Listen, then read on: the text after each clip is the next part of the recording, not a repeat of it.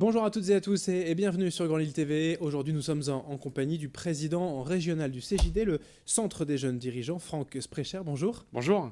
Alors, vous étiez déjà venu il y a quasiment un an, puisque vous étiez nouvellement élu à la tête donc, du CJD, le Centre des jeunes dirigeants dans la région. Encore un an de mandat. Allez, un premier bilan. Je vais vous demander d'abord pour commencer à mi-mandat. Alors, nous avons eu un événement exceptionnel qui a clôturé cette première année de mandat. C'est le congrès national du CJD qui a eu lieu à Lille pour la première fois et qui a lieu en centre-ville. Nous avons vécu avec les Lillois pendant 3 jours. 2000 dirigeants, chefs d'entreprise de toute la France qui se sont retrouvés ici pour réfléchir ensemble sur l'audace et la confiance, qui sont pour nous les deux éléments les plus importants aujourd'hui pour pérenniser nos entreprises. Il faut redonner cette capacité aux chefs d'entreprise d'être audacieux, de prendre des initiatives.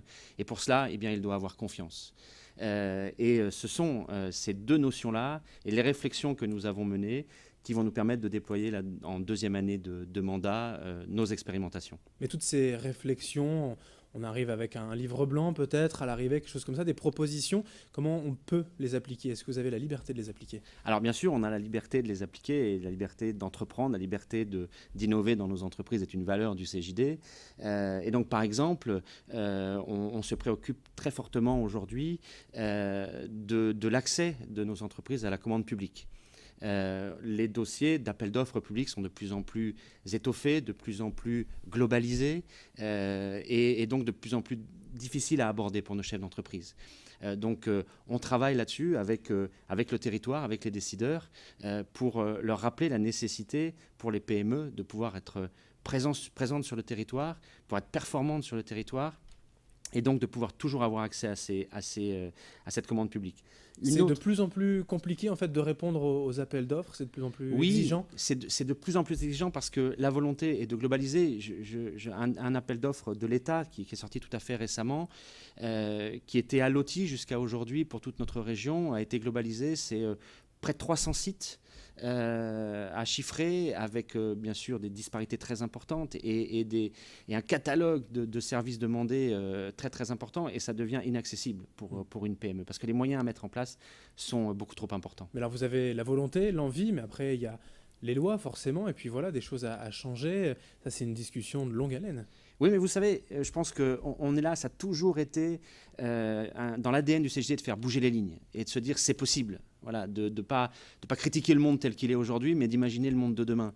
Et on a un pilier très important pour ça, c'est l'expérimentation. Quand on parle de quelque chose, ça veut dire qu'on l'expérimente. Un autre exemple, les seuils dans l'entreprise. On dit stop au seuil.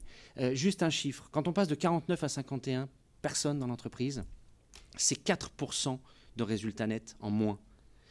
C'est juste hallucinant. Et tout ça au nom du dialogue social. Mais nous avons été les précurseurs du dialogue social. Nous le poussons, nous l'encourageons. Et on est persuadé, parce qu'on l'expérimente, qu'un dialogue social de qualité n'est pas lié à ces seuils. Et on peut vraiment travailler avec nos collaborateurs, développer leurs compétences au service de l'entreprise et du territoire sans forcément parler de seuil. On n'en est plus là aujourd'hui. Faisons bouger les lignes. Et on commence à être écoutés parce qu'on démontre que c'est possible sur le territoire. Oui, ce que j'allais dire, vous êtes contre ces seuils, les dirigeants, mais est-ce qu'il y a aussi, par rapport à ce que vous avez en face à la table de négociation, des partenaires sociaux qui comprennent vraiment et qui sont aussi pour la suppression de ces seuils? Alors bien sûr, et ils commencent à nous écouter parce qu'encore une fois, nous ne sommes pas des théoriciens, nous sommes des chefs d'entreprise, patrons propriétaires, des patrons de PME, et donc on démontre en faisant témoigner nos collaborateurs, en travaillant avec eux. On n'a pas forcément besoin d'être 50 pour avoir un CE, pour avoir des avantages pour nos collaborateurs ou des actions à mener. On sait très bien aussi les financer par ailleurs, par exemple. Et donc voilà, si on décide d'accompagner un collaborateur parce qu'il veut faire une aventure sur tel ou tel continent... Mais cette loi aussi permet de ne pas arriver à des dérives et par exemple protège les salariés. Mais c'est ça qui nous bloque. Ouais. C'est ça qui nous bloque parce qu'on raisonne toujours selon des principes de précaution en augmentant les normes et en ne faisant plus confiance. Faisons confiance. Arrêtons la complexité, arrêtons de changer tout le temps et faisons confiance. Nous aurons toujours, quelle que soit la taille du code du travail, des gens qui vont dériver. On les aura toujours. Ne cherchons pas ces gens-là. Faisons confiance à ceux qui font avancer les choses. Ouais, si je me permets, ça fait un peu phobie administrative, mais ça, c'est juste comme ça en passant. Je n'ai pas rempli le CERFA. Ouais. C'est juste comme ça. On parle également de nouveaux modèles économiques. Ça, c'est aussi très important pour les jeunes dirigeants, pour le CJD. Alors ça, ça fait partie aussi de notre ADN, c'est-à-dire les pieds dans la glaise, la tête dans les étoiles. Donc les pieds dans la glaise, c'est aujourd'hui, c'est la pérennité de nos entreprises, mais sans oublier les nouveaux modèles. Nous sommes à l'origine, encore une fois, de la performance globale qui est aujourd'hui largement diffusée dans nos entreprises. On a décidé de changer de modèle économique, de faire une vraie rupture, une vraie transition, un changement d'état, et donc d'amener une cinquantaine de nos dirigeants en région qui ont souhaité participer à l'expérimentation à remettre à plat leur business plan, leur business model. Là, on descend dans les fondations, on descend très bas, on va toucher des choses très sensibles, et on reconstruit pour se donner de nouveaux ciels bleus et donc pour partir sur de nouveaux modèles économiques. Et ça marche vous arrivez à convaincre? Alors ça marche, le chemin est long parce qu'on ne connaît qu'un seul modèle, donc on a ce qu'on appelle un sas de déformation pour sortir du seul modèle économique que l'on connaît.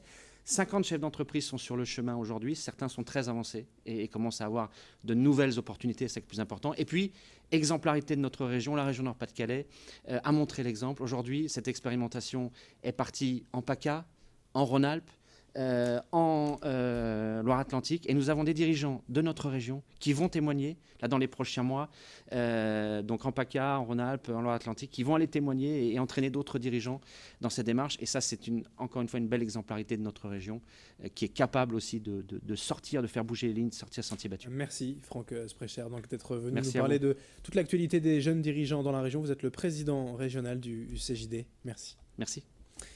Et merci à vous de nous avoir suivis pour ce rendez-vous de l'écho sur Grande Île TV. Dans un instant, l'information continue.